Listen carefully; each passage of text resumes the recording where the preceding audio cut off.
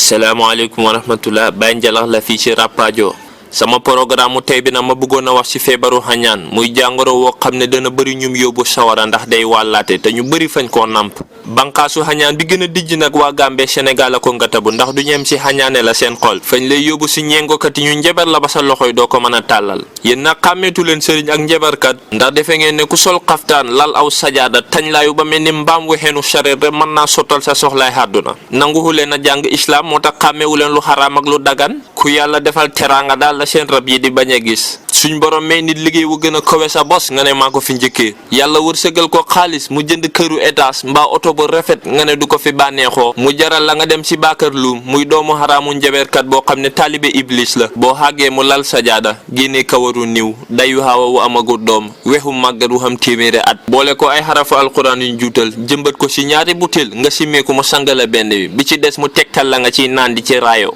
li leen ñengokat yi di jox ngeen koy jëfandikoo du ngeen mën a xam lan la ndax ay nag yu dof ngeen xañaane nit jaral la sëriñ bi naan loola ñeexu day nga jëlee ci feebar far génn àdduna ba fi king doon jaberlu doomu aadama yëpp nag nit ku ñuul la ci gën a soxot ndax tubaab wala naar mën naa xañaane moroomam waaye fa lay xem nit ku ñuul nim ñuulee noonu la xol bi ñuulee keroog la ma fi soxna Fatima ña ngi yónnee oto bu rafet ndax weer wi passé daf ma ne woon njalax naa la utal oto nga di ko man di doxee sa soxlay ndax fu mu ne nii mag nga muy oto bu baax gune yi naan ko roos roos ma sànc oto bi di ci xiwlu dugg ci di dem conférence dajee Moodu Jee Talinding mu ne ma njalax yaa ngi noos de sa oto bi day rafet na waaye marque chinois la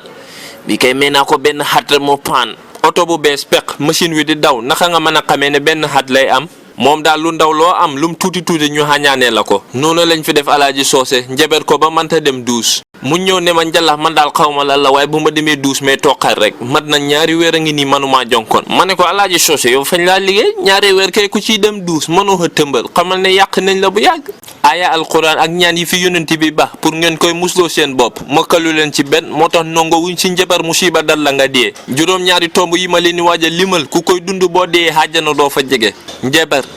ngalañ mbalmbal pëccëxoo tuxum yamba rapajo michig ak mombaay baakaar yi ku ci sax ba dee fekk la ci fi jahannama gën a boyee lañ lay rokkos àdduna nag ngeen jiital ba defe ne du ngeen dee moo tax yowmal qiyaam dana am nongo wu taxaw xisaab wi jot mu ne ci rang wi di yuqalu naan te de xaw ma kuy xoote waaye rang wi gudd na de xoote mi kay kenn koy def mooy yàlla suñ borom waaye loolu du ngeen ko mën a xam ndax diine xitteelu leen bëri na jullit yoo xam ne benn yonent du leen mën a ramu ndax seen bàkkaar yu bëri fa la ñuy ne ci géew gi seen yonent yàlla Muhammad naan booy xomeli sa waaji yonent yàlla Muhammad sanga bi nu laa capaniri de sound man la bilaay yee ku mën a yàq turi yonent bi naan ko ay sound man ba amet loo yàq ci diine ji man duma bett làkk ndongo nag moom amul yowmal xiyaam géew gi daal ku ci taxaw na nga làkk arab mbaa nga toskare bu ko defee ma emale kàddu yi foofu di ñaan yàlla raxas suñ xol yi musal ñu ci suulalante wi ak xañaan wasalaamualeykum wa rahmatullah jërë ngeen jëf mbokk yi ba beneen yoon incha allah.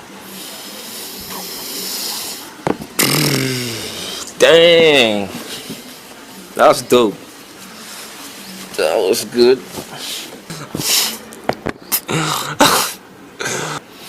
Bro, I'm good at this, man. So let me just take this opportunity and answer some few questions I get all the time. One is, are you from Senegal? That's funny. That is so funny. I've never been there. I mean, technically I have. I've had a transit, which is like less than an hour, but I didn't step foot on their soil. So, literally not. Secondly, how do I speak this deep Wolof? Well, maybe you are not Wolof, but this is not deep. This is proper Wolof. The Wolof Gambians speak in Combo is like the black ghetto English in United States. That's Combo's Wolof in the Gambia, literally. Another thing is there's this misconception that if you're doing local comedy, that is so good. You have to be Senegalese or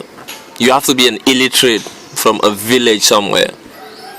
to be locally funny. And that is so sad. It is so sad, man. So yeah, that's about it. Bai Njalah, the most underrated comedian. But it's all good. It's all good. Alright, man, I'm out.